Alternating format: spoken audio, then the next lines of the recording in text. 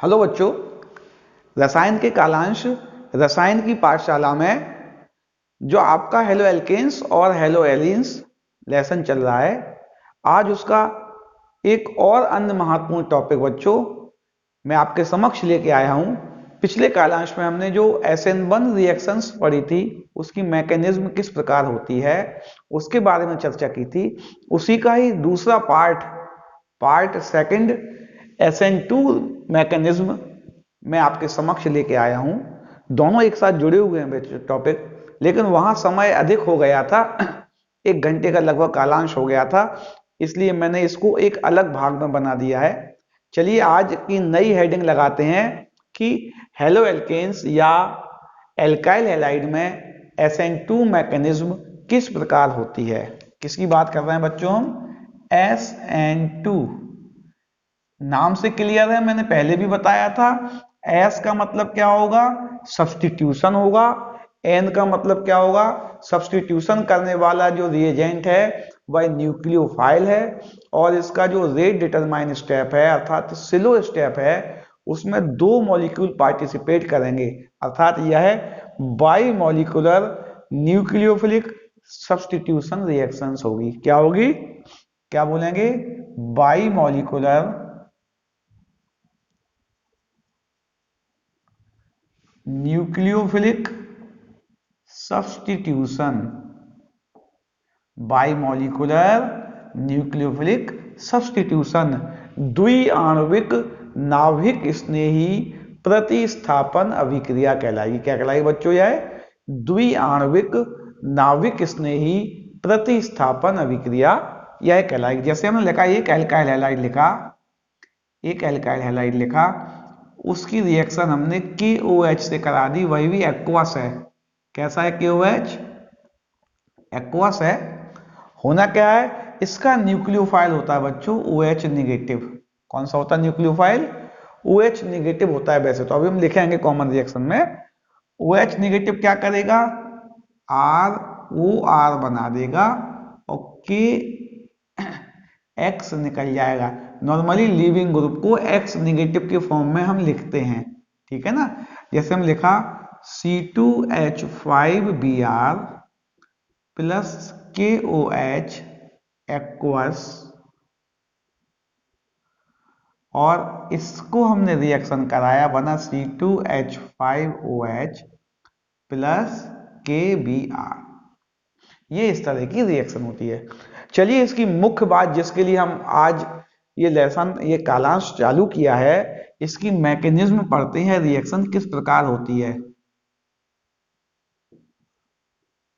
हमने कोई भी एल्काइल हैलाइड लिया, सामान्यतः हम एल्काइल हैलाइड को 1 डिग्री लेते हैं, और हम इसका एग्जाम्पल मिथाइल ब्रोमाइड से कर सकते हैं। किससे कर सकते हैं बच्चों? मिथाइल ब्रोमाइड से हम कर सकते हैं। इसको हिसाब से लिखें बेटा, इस क्रम से लिखें कि यह इसके हाइड्रोजन में डिफरेंशिएट हो सके, यहां तो Br लगा दिया, हाइड्रोजन लगाए इसके हमने, अब एक हाइड्रोजन सीधा लगा दिया, एक हाइड्रोजन हमने, इन हाइड्रोजनों में अंतर हो गया है ना, H, और एक हाइड्रोजन हमने ये लगा दिया। बच्चों ये जो डॉटेड हाइड्रोजन होता है, ऐसा माना जाता है यह प्लेन के पीछे होता है। कहां होता है बच्चों? प्लेन के, मतलब या फिर ये कह रहे हैं अलग प्लेन में होता है। ये तीनों एक ही प्लेन में होते हैं, ये दूसरे प्लेन में होता है, अलग 3 डायमेंशनल होता है, चूंकि ये टेट्राहेड्रल होता है। ये 3 बैलेंसिया एक प्लेन में, ये अलग प्लेन में है। ये लगाया हमने। अब एक न्यूक्लियोफाइल इस पर अटैक करने के लिए आया। क्या कह रहा हूं मैं बच्चों? एक न्यूक्लियोफाइल इस पर अटैक करने के लिए आया। न्यूक्लियोफाइल भी कौन सा है यहां पर हम लिख दे रहे हैं, न्यूक्लियोफाइल भी कौन सा है? OH negative. यह इस पर जैसे ही अटैक करने के लिए आया बच्चों, यह बॉन्ड पहले से पोलर था, क्योंकि ये इसके इलेक्ट्रॉनों को अपनी तरफ खींच रहा था, और ब्रोमाइड पर माइनस और इस पर प्लस आ रहा था। अब ये चाहता था कि कहीं इसको पॉजिटिव पार्ट मिल जाए, धनात्मक भाग मिल जाए, उस पर ये तुरंत अटैक करके उसको पकड़ना चाह रहा था। कौन? यह न्यूक्लियोफाइल। ये जो न्यूक्लियोफाइल था यह पॉजिटिव सेंटर देख रहा था और पॉजिटिव सेंटर को देखकर उसको पकड़ना चाह रहा था। लेकिन होगा क्या बच्चों, यहाँ पे जैसे ये इस पे अटैक करने के लिए यहाँ आएगा, यहाँ इसको पहले से नेगेटिव आयन मिलेगा, ब्रोमाइड आयन, और यह इसको अंदर नहीं आने देगा।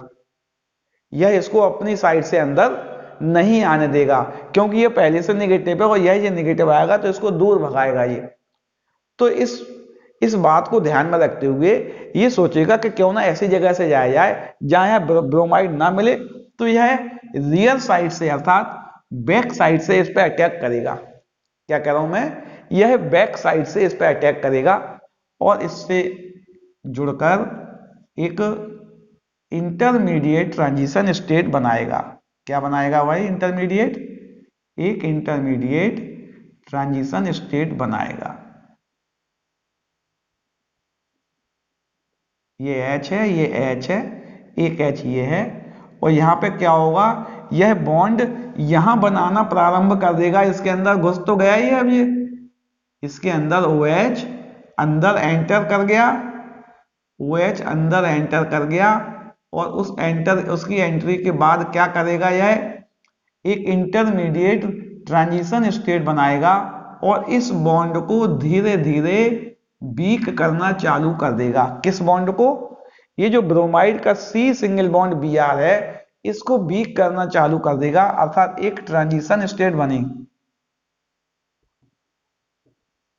ट्रांजिशन स्टेट बनी। यह बहुत समय तक सॉल्यूशन में स्टेबल रहेगी जब तक ये कंप्लीट इससे बॉन्डिंग ना कर ले, उसके बाद ना निकल जाए। अर्थात यह मुख्यतः रिएक्शन का स्लो स्टेप होता है। क्या होता है बच्चों? यह स्लो स्टेप होता है और यही इसका रेट डिटरमाइन स्टेप भी होता है। लास्ट पद में क्या होगा? यह तुरंत धीरे धीरे करके इस बॉन्ड को कंफर्म कर लेगा अर्थात स्ट्रॉन्ग बना देगा और लीविंग ग्रुप इसमें से निकल जाएगा। किसके फॉर्म में? Br माइनस के फॉर्म में निकल गया। अब बन गया CH OH और यहां पे एक H ये आ गया। अच्छा, एक बात और बच्चों हम यहां नोटिस कर रहे हैं, क्योंकि यहां जो न्यूक्लियोफाइल था उसने फ्रंट साइड से इसको मौका नहीं मिल रहा था, इसलिए इसने रियर साइड से, बैक साइड से अटैक किया था हमारे एल्काइल हैलाइड पर। तो जब ये प्रोडक्ट बनेगा तो इसका जो बैक साइड है वो इसका फ्रंट हो जाएगा, जो इसका बैक साइड है वो इसका फ्रंट साइड हो जाएगा, अर्थात जो प्रोडक्ट बनेगा उसमें इन्वर्जन हो जाएगा, प्रोडक्ट में इन्वर्जन हो जाएगा। ये कहानी केवल तब होगी जब हमारा जो एल्काइल हैलाइड होगा उसका कार्बन कायरल होगा, नहीं तो हमें इन्वर्जन से कोई मतलब ही नहीं है, क्योंकि ऑप्टिकली कोई भी वो बिना ये कायरल नहीं है वैसे, लेकिन जब कायरल होगा तब हमारा जो कॉन्फ़िगरेशन है उसका इन्वर्जन हो जाएगा। अर्थात यहां हम अगर डेक्स्ट्रो आइसोमर लेके चलेंगे तो प्रोडक्ट का हमें लेवो आइसोमर मिलेगा, लेवो रोटेटरी आइसोमर मिलेगा, है ना। डी आइसोमर को एल आइसोमर में कन्वर्ट हो जाएगा। अच्छा, हमने बच्चों SN1 में पढ़ा था, SN1 में क्या हुआ था? रिटेंशन और इन्वर्सन दोनों होने के कारण 50-50% मिक्सचर मिला था, जिसे हमने रेशमिक मिक्सचर कहा था। यहां क्या हो रहा है? यहां कॉन्फ़िगरेशन में इन्वर्जन होगा, ठीक है ना, और इन्वर्जन होने के कारण जो आइसोमर है वो बदल जाएगा, है ना, आइसोमर बदल जाएगा। ये बात आपको क्लियर हो रही है? चलिए इसकी रेट क्या होगी? अगर लिखें हम रेट ऑफ रिएक्शन लिखें कि, चूंकि यहां से लिख दे रहा है, अच्छा हम इसकी रेट ऑफ रिएक्शन लिख दे रहा है अभी हम। रेट ऑफ रिएक्शन क्या हुई? KCH3, चलो इसी की लिख दे रहा है Br, और हमारा न्यूक्लियोफाइल है OH माइनस। अर्थात जो रेट ऑफ रिएक्शन है वो इसके दोनों रिएक्टेंट पर, चूंकि वन स्टेप रिएक्शन होती है, सारे पूरी रिएक्शन ही रेट डिटरमाइन है, और इसके मुख्य एलिमेंट्री जो रिएक्शन चालू हुई उसमें 2 मॉलिक्यूल पार्टिसिपेट किए, एक ये और एक ये, अर्थात इसकी जो ऑर्डर आएगी वो 2 आएगी। कितनी आएगी ऑर्डर? 2 आएगी। कोई आपसे कहे कि इसमें एल्काइल हैलाइड का कंसंट्रेशन 2 गुना कर दिया जाए और बेस का कंसंट्रेशन भी डबल कर दिया जाए, तो इस रिएक्शन की ऑर्डर क्या होगी या इसकी रेट ऑफ रिएक्शन क्या होगी? इसको डबल करेंगे और इसको डबल करेंगे तो रेट ऑफ रिएक्शन 4 टाइम बढ़ जाएगी, क्योंकि दोनों के कंसंट्रेशन पर डिपेंड कर रही थी। ठीक है ना, इसलिए यह 4 टाइम बढ़ जाएगी। सामान्यतः बच्चों जो हमें याद कराया जाता है कि जो SN2 की रिएक्टिविटी होती है,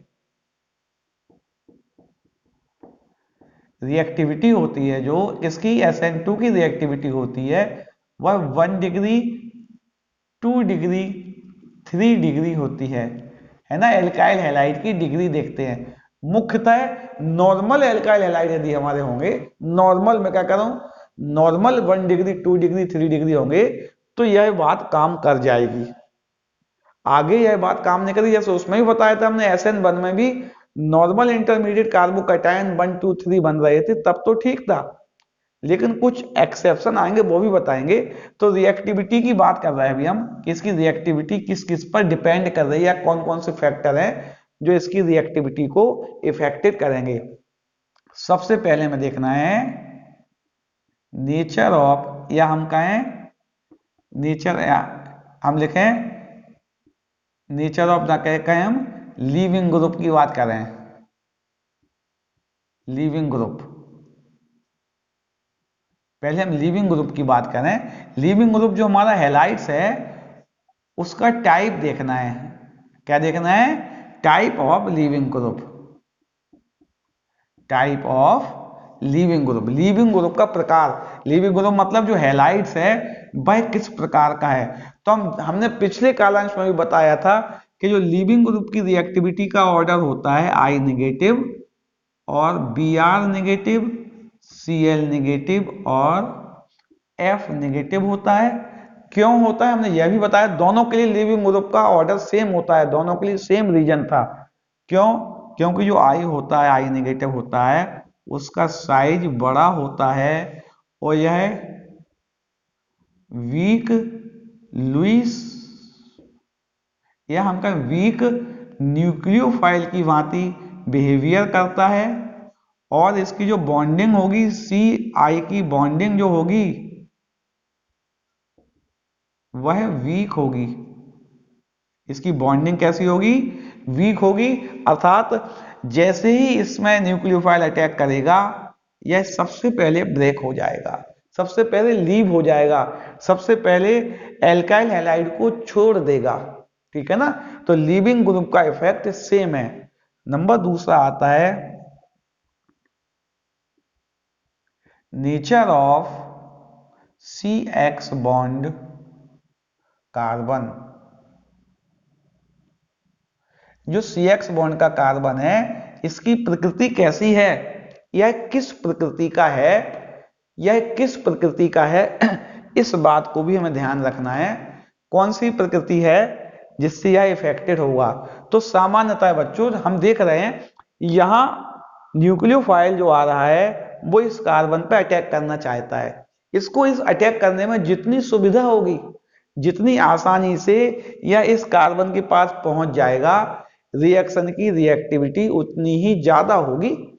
ठीक है ना, जितनी आसानी से पहुंच जाए। जैसे एक प्रश्न आया, लिखा है CH3, ऐसा लिख दें हम थोड़ा, CH3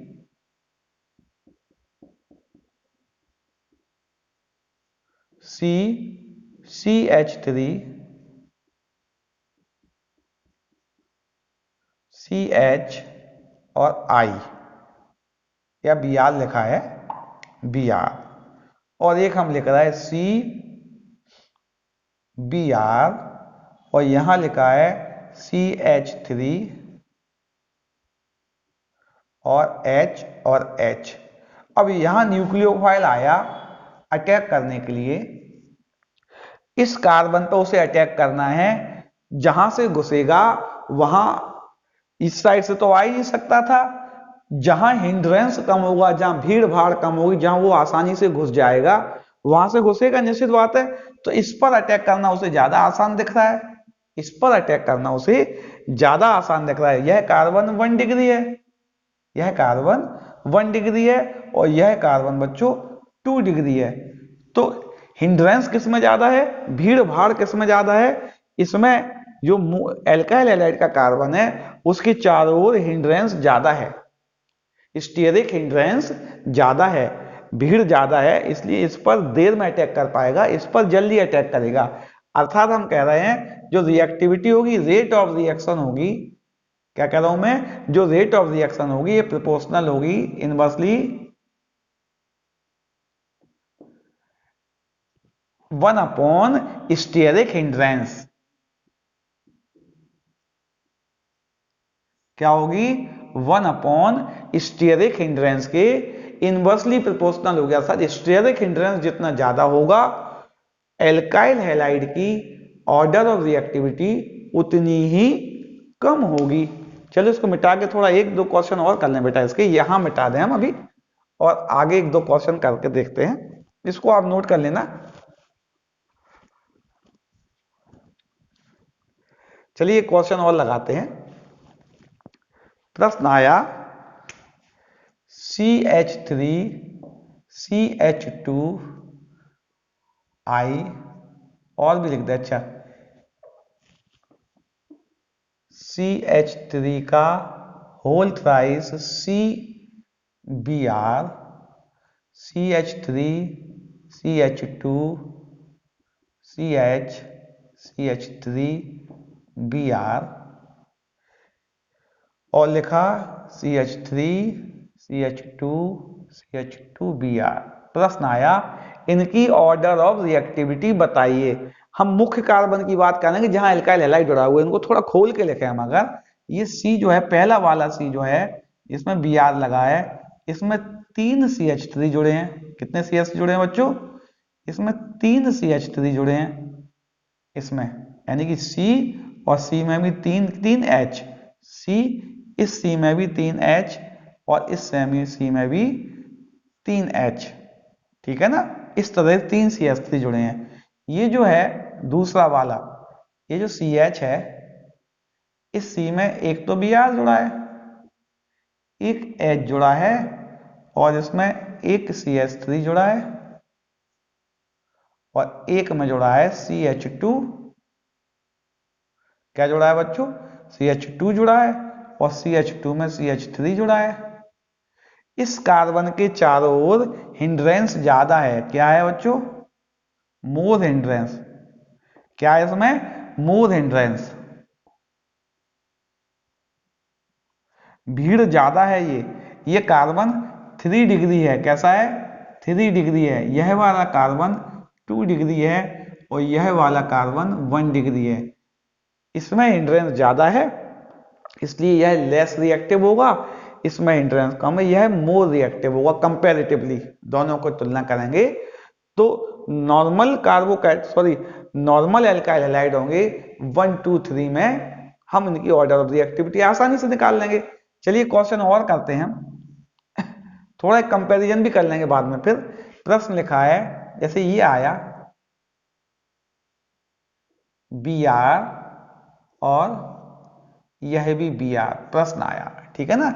इस तरह का जी स्पेशल केस आ गया, अलग केस आ गया जी। अब प्रश्न आया इन दोनों में कौन SN2 पहले देगा, किसकी SN2 के अगेंस्ट रिएक्टिविटी ज्यादा होगी, ठीक है ना। क्या बताना है आपको, किसकी SN2 के अगेंस्ट रिएक्टिविटी ज्यादा होगी। अच्छा इसको नोट करना बच्चों, 1 मिनट।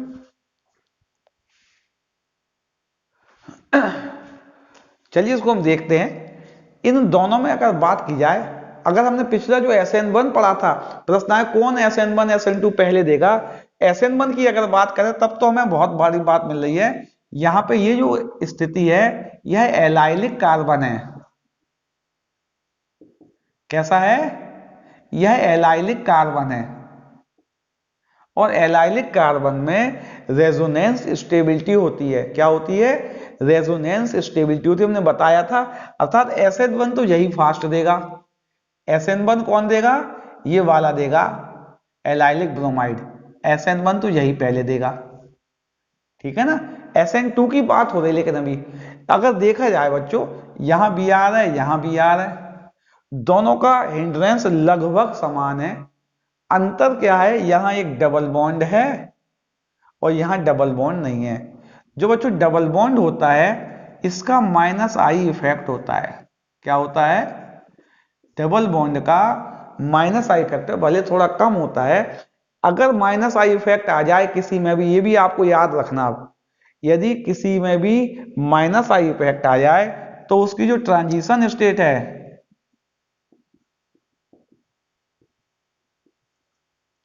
जो ये ट्रांजिशन स्टेट जो है, यह मोर स्टेबल होगी, अर्थात ज्यादा समय तक रिएक्टेंट सॉल्यूशन में रहेगी। ट्रांजिशन स्टेट ज्यादा समय तक रहेगी और ज्यादा समय तक रहने के कारण वहां रिएक्टिविटी भी ज्यादा होगी, अर्थात SN1 और SN2 दोनों रिएक्टिविटी यही ज्यादा देता है।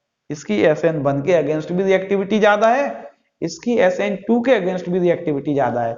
एक क्वेश्चन और देखते हैं बच्चों, एक क्वेश्चन और लगाते हैं, फिर एक साथ 5-6 क्वेश्चन आपको करवा देते हैं। क्वेश्चन दिया है, ये थोड़ा अलग हो रहा है, 1 2 3 से अलग है ना। यहां लिखा है CH2Cl और यहां लिखा है CH2Cl। इन दोनों की बात कर रहे हैं, SN1 SN2 दोनों को कंपैरिजन कर रहे हैं। कौन SN12 फास्टर देगा, सॉरी कौन SN1 फास्ट देगा, कौन SN2 फास्ट देगा, इसकी हम बात कर रहे हैं। कार्बन का नेचर तो एक सा है, 1 डिग्री यह है, 1 डिग्री यह है, ठीक है ना। इसमें जो जुड़ा हुआ है एरोमेटिक है और इसमें जुड़ा हुआ है नॉर्मल साइक्लोहेक्सेन है। ये बेंजीन का डेरिवेटिव से साइक्लोहेक्सेन का डेरिवेटिव हो गया। अब इनमें यहां अंतर है, अगर इसका इंड्रेंस देखा जाए, लगभग एक सा इंड्रेंस है, लगभग एक सा इंड्रेंस है, लेकिन जो फिनाइल ग्रुप होता है, कौन सा फिनाइल ग्रुप होता है, उसका -I इफेक्ट होता है। फिर वही बात आ गई है, -I इफेक्ट होने के कारण इसकी जो ट्रांजिशन स्टेट होगी वह मोर स्टेबल होगी। कैसी होगी? इसकी ट्रांजिशन स्टेट ज्यादा स्टेबल होगी और ट्रांजिशन स्टेट ज्यादा स्टेबल होने के कारण इसकी SN2 की ऑर्डर ऑफ रिएक्टिविटी इसकी ज्यादा होगी। यानी यह SN2 कौन देगा? Benzyl chloride.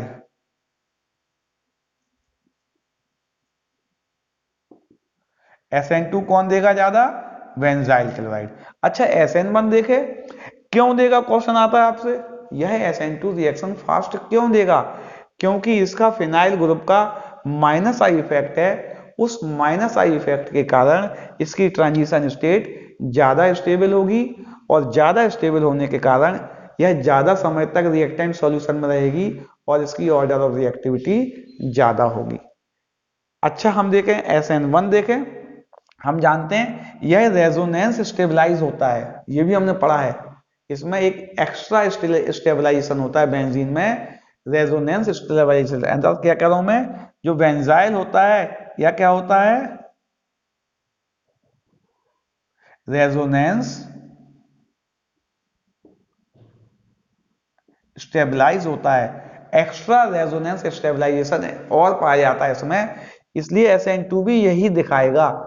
तो ऐसे भी क्वेश्चन आ सकते हैं बच्चों, SN1 SN2 का एक ही आंसर हो, तो वो भी आपको ध्यान रखना है ना, ये आप नोट करो। एक दो एग्जाम्पल और भी, अब दो नहीं 4-5 एग्जाम्पल बच्चों आपको और कराते हैं, फिर टॉपिक आगे बढ़ाते हैं। चलिए कुछ एग्जाम्पल लिखे हैं बच्चों अपने। इसमें लिखा है निम्न में से कौन SN2 अभिक्रिया पहले देखा था, कौन SN2 के अगेंस्ट मोर रिएक्टिव होगा। कॉन्सेप्ट भी समझेंगे दोबारा से और आंसर भी देंगे बेटा, है ना। पहला है नियोपेंटाइल क्लोराइड और आइसोप्रोपाइल क्लोराइड। बच्चों नियोपेंटाइल क्लोराइड क्या होता है? नियोपेंटाइल ये वाला होता है CH3 CH3 CH3 और CH2Cl, यह नियोपेंटाइल क्लोराइड है। और आइसोप्रोपाइल होता है CH3 CHCl CH3। नियोपेंटाइल और आइसोप्रोपाइल क्लोराइड में SN2 में कौन ज्यादा रिएक्टिव? फिर हमने आपसे कहा था स्पेशल केस में आपकी ऑर्डर ऑफ रिएक्टिविटी 1 2 3 गलत भी हो जाती है। हमें हिंड्रेंस याद रखना है, जिसका हिंड्रेंस ज्यादा वह लेस रिएक्टिव होगा। देखें अगर ये कार्बन बच्चों, यह कार्बन 1 डिग्री है और यह कार्बन 2 डिग्री है, तो आपका ऑर्डर ऑफ रिएक्टिविटी 1 2 3 होता है। SN2 का ऑर्डर ऑफ रिएक्टिविटी 1 2 3 होता है। हिंड्रेंस को काउंट करना, इस हिसाब से आपका आंसर ये हो जाना चाहिए, यह मोर रिएक्टिव होता है। लेकिन आपका आंसर गलत हो जाएगा बेटा, है ना? क्यों गलत हो जाएगा? इसमें 3 बल्कि ग्रुप आ गए हैं, 3 बल्कि ग्रुप आ गए हैं, अर्थात इसमें हिंड्रेंस बहुत ज्यादा होगा। इसमें हिंड्रेंस बढ़ गया, भले ही ये 1 डिग्री है, लेकिन इसका स्टेरिक हिंड्रेंस बढ़ जाने के कारण इसकी रिएक्टिविटी कम हो गई। इसका स्टेरिक हिंड्रेंस बढ़ गया, अर्थात यह लेस रिएक्टिव होगा, यह कम क्रियाशील होगा, यह अधिक क्रियाशील होगा, मोर रिएक्टिव। क्यों हम कहेंगे? क्योंकि जो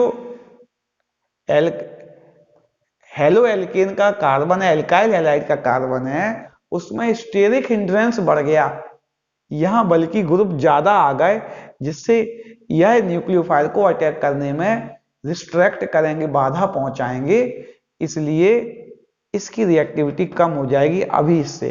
जबकि ये 2 डिग्री था, ये ज्यादा एक्टिव होगा किसमें? SN2 में। ठीक है ना? अच्छा, अगली बात करें, दूसरा प्रश्न लिखा हुआ है, क्वेश्चन नंबर 1 हो गया। क्वेश्चन नंबर 2 लिखा हुआ है, इन दोनों में कौन रिएक्टिव होगा? हमने बताया था एल्काइल ग्रुप का साइज अगर सेम हो तो लीविंग ग्रुप का ऑर्डर आयोडाइड, ब्रोमाइड, क्लोराइड और फ्लोराइड होता है, अर्थात यह मोर रिएक्टिव होगा।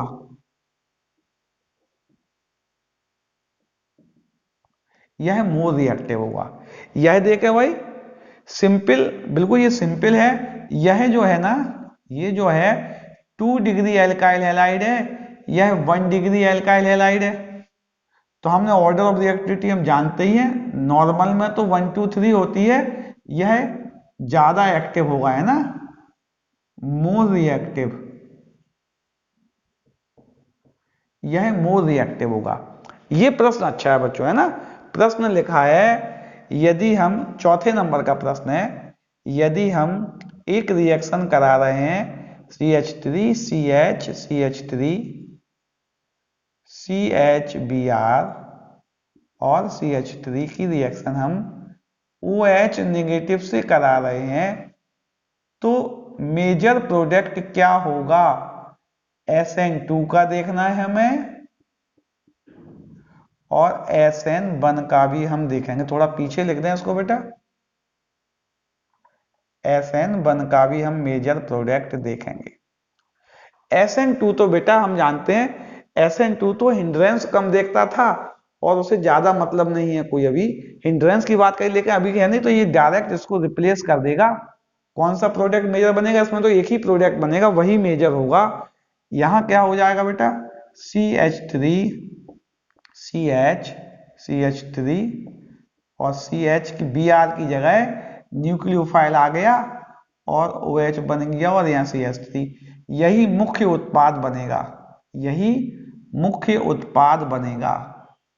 लेकिन SN1 रिएक्शन में फिल्म अलग होती है, कहानी में कुछ ट्विस्ट आता है। अभी नॉर्मल में क्या होगा, जब OH नेगेटिव इस पर अटैक करेगा तो यह यहाँ तो अटैक कर ही सकता है, जब यह यहाँ अटैक करेगा तो क्या होगा? CH3 CH OH और CH3। लेकिन हमने आपको बताया था इस रिएक्शन में इंटरमीडिएट कार्बोकैटायन बनता है, वह अधिक स्टेबिलिटी तलाशता है। अगर नया अच्छा ऑप्शन मिले, ज्यादा स्टेबल ऑप्शन मिलेगा, तो वह उसमें कन्वर्ट हो जाता है। और यहाँ ये अगर H यहाँ शिफ्ट हो जाए तो इसका कार्बोकैटायन 3 डिग्री भी हो सकता था, तो ये शिफ्ट भी हो जाएगा, रीअरेंज होकर ये हम पहले बता चुके हैं बच्चों, है ना, नया कार्बोकैटायन बनाएगा और उस नए कार्बोकैटायन में OH जुड़ेगा, ये H यहां पहुंच जाएगा रीअरेंज होकर। अर्थात ये जो प्रोडक्ट है यह मुख्य उत्पाद होगा, मेजर प्रोडक्ट यह होगा, ना कि यह तो कम मात्रा में बनेगा, यह माइनर प्रोडक्ट होगा, यह मेजर प्रोडक्ट होगा।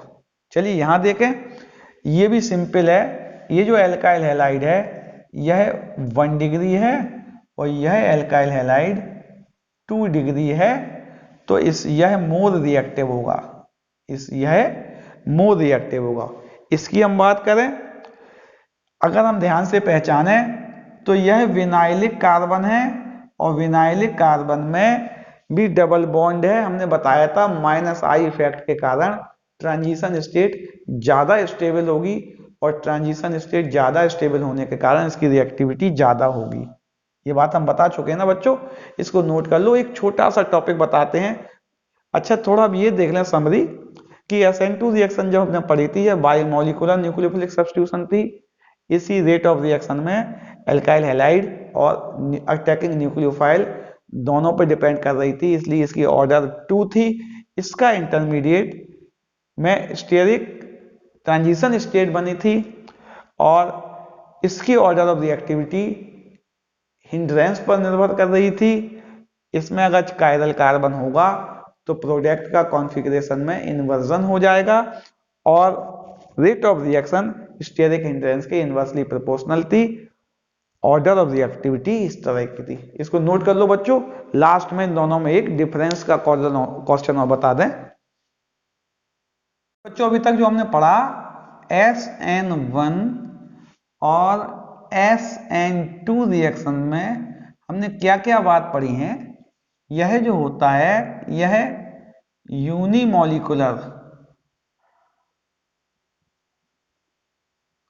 यूनिमोलिकुलर होता है।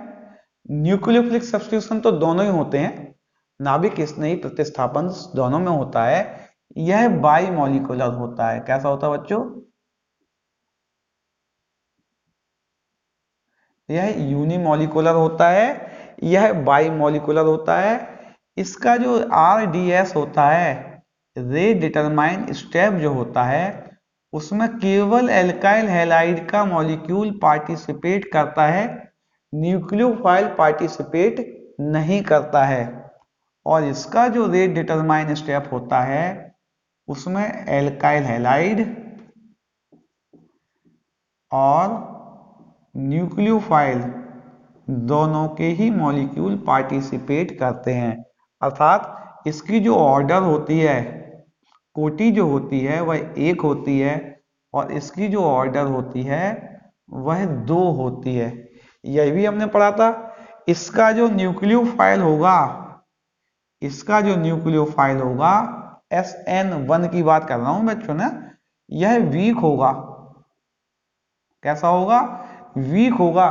सामान्यतः ज्यादातर अभिक्रियाओं में यह लोन पेयर इलेक्ट्रॉन देगा,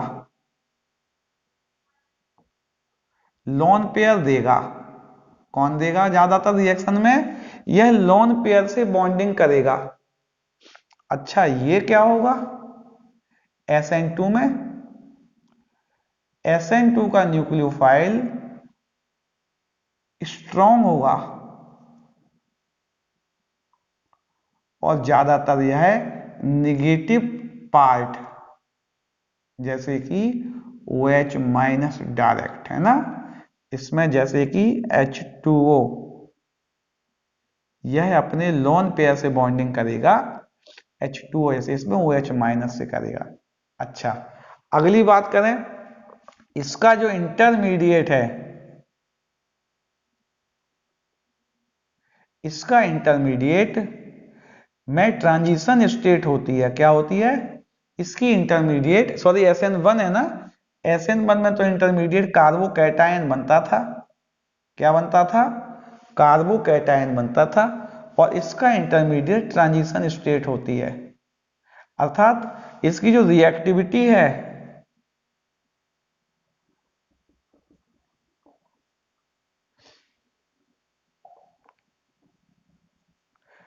इसकी जो रिएक्टिविटी है वह इसकी स्टेबिलिटी पर निर्भर करेगी।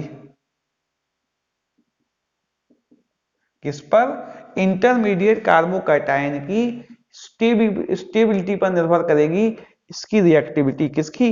SN1 की। और वह स्टेबिलिटी नॉर्मल कंडीशन में 3:1 होती है। ठीक है नहीं? इसकी जो स्टेबिलिटी है, इसकी जो स्टेबिलिटी है वह करेगी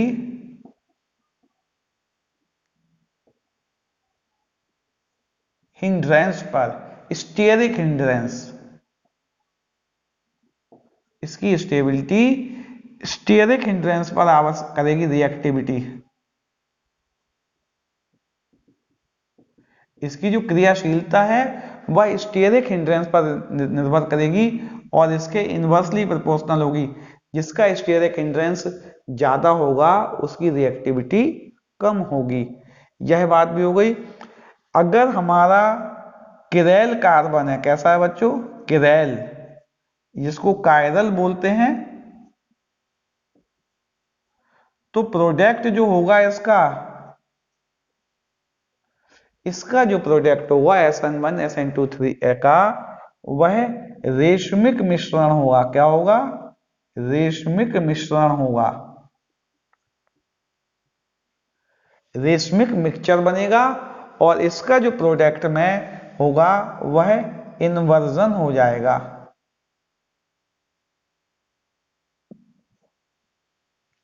इसमें क्या हो जाएगा बच्चों?